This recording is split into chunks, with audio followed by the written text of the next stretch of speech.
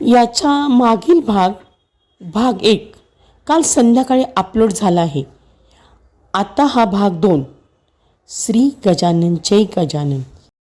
अनंत कोटी ब्रह्मांड नायक महाराजाधिराज योगीराज परब्रह्म सच्चिदानंद भक्त प्रतिपालक शेगाव निवासी समर्थ सद्गुरू श्री गजानन महाराज की जय. नमस्कार. आपल्या गुरुस्तुती या चॅनलवर सगळ्यांचे स्वागत आहे. आपण आपले काही अनुभव असतील तर ते आम्हाला नक्की कळवा. ते आपण आपल्या चॅनलवर सांगू. तसेच आपल्या चॅनलवर येणाऱ्या व्हिडिओबद्दल तुमच्या प्रतिक्रियासुद्धा कळवा. तुम्ही आम्हाला कमेंट किंवा डिस्क्रिप्शन बॉक्समधल्या ID वर ईमेल करू शकता. आपल्या चॅनलला सबस्क्राईब करा आणि व्हिडिओला लाईक आणि शेअर करा. धन्यवाद. हा अनुभव आहे रमेश बापट नाशिक, सौ सुहास जोशी नाशिक. श्री गजानन विजय कृपा आशीर्वाद भाग 2. जय गजानन. शेगावला आई आणि शिंत्रे त्या गृहस्थांना भेटण्यासाठी म्हणून खोलीत शिरली.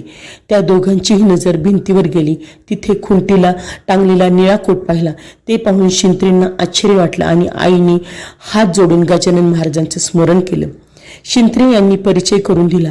ताई, हे छगन काका 12% दासगणू महाराजांनी सांगितलेल्या गजानन विजय पोथीचं छगन काका लेखनिक आहेत. आईने ते ऐकून अत्यानंदाने छगन काकांना नमस्कार केला. छगन काकांना पाठांतरांचं समजलंच होतं. त्यांनी आईला विचारलं, कुठला अध्याय म्हणणार? आई म्हणाली, जो तुम्ही सांगाल तो.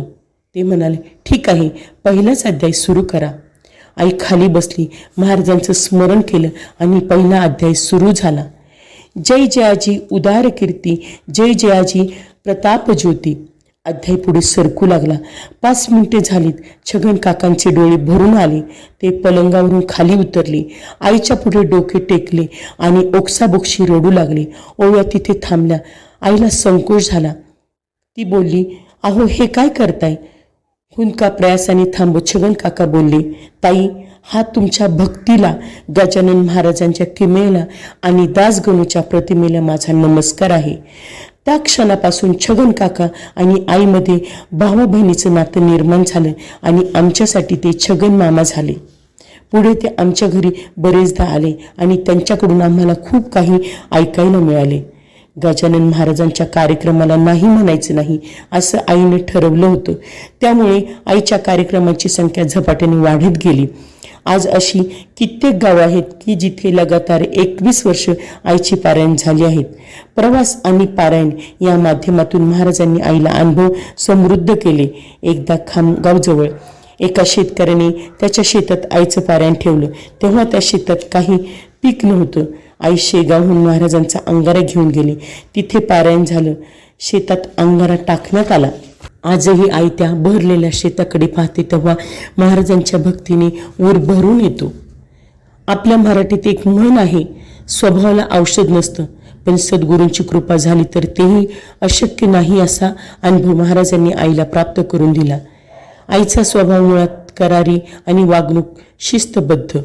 स्वाभाविक आहे की असा माणूस इतरांच्याकडून काहीतरी अपेक्षा करतो, प्रसंगी समोरच्याला सल्ला देतो. अर्थात पुढच्याचं भलं व्हावं ही प्रामाणिक इच्छा त्यामागे असते. पण समोरचा त्याकडे लक्ष देत नाही तेव्हा त्रास मात्र सल्ला देणाऱ्याला होतो. आई कार्यक्रमाच्या माध्यमातून अनेक गावी, अनेक ठिकाणी जाणार. सर्व ठिकाणी, अगदी स्वयंपाकघरापासून विविध ठिकाणी बोलण्याचा प्रसंग येणार. आईला वाटू लागलं, आपण प्रत्येक ठिकाणी शांत बसू शकलो तर किती बरं होईल. असं वाटून तिने महाराजांना प्रार्थना करणं सुरू केलं. महाराज, कशानं हो माझ्या वृत्तीत बदल घडेल. अर्थात हे सगळं आईच्या मनात. अन्य कुणाला याची कल्पना असण्याचा प्रश्नच नव्हता. आईच्या मनात हा विचार घोळत होताच. आणि त्याच सुमारास चिंचवड येथील श्री पवार व अन्य काही भक्तांच्या सोबत तिचं शेगावला जाणं झालं. चैत्र महिना, रामनवमीचा उत्सव, प्रचंड गर्दी. महाराजांचं दर्शन घेऊन आई पारायण मंडपात शिरली. स्वभावाला औषध काय हा प्रश्न मनात फेर धरून होताच. आईला समोर लाकडी कट्ट्याजवळ बसण्याची सवय आहे. तिच्या प्रयत्नाने आणि महाराजांच्या इच्छेने तिला तिथे जागा मिळाली. गादीवर विराजमान महाराजांच्याकडे ती पाहत होती. इतक्यात विठोबा रुक्माई समोर असलेल्या धुनीच्या जवळून एक धोतर सदरा घातलेले आणि डोक्यावर फेटा असलेले गृहस्थ आईच्या दिशेने चालत पुढे आले. त्यांनी आईच्या मांडीशी एक कागद टाकला आणि निघून गेले.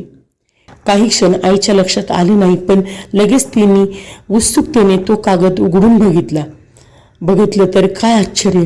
त्यावर लिहिले होते, अहिल्या द्रौपदी सीता तारा मंदोदरी तथा पंचकन्या स्मरे नित्यम महापातक नाशनम.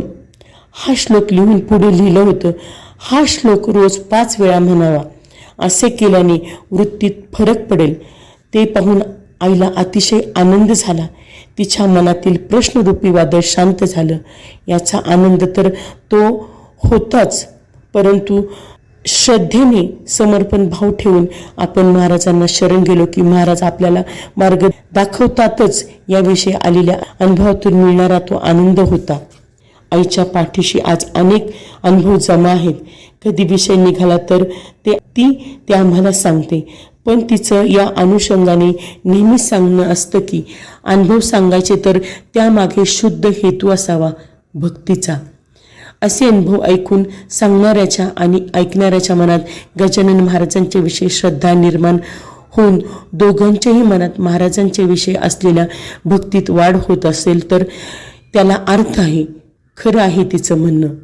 तेव्हा तिचे हे अनुभव वाचून आपल्या मनातील भक्तिभाव वाढावा, यासाठी आपण गजानन महाराजांना प्रार्थना करू आणि त्यांच्यापुढे नतमस्तक होऊन म्हणूया, श्री गजानन जय गजानन, श्री गजानन जय गजानन, गण गण गणात बोते, गण गण गणात बोते.